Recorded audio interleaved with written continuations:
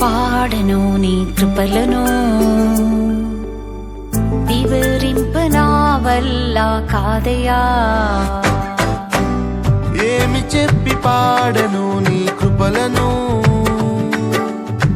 వివరింప నా వల్ల కాదయా. అది నీ కృపయే, అది నీ కృపయే, నా ఊహకు మించి నాకు చేసినే. అది నీ కృపయే, అది నీ కృపయే, నా జీవిత పాట ఆయనే.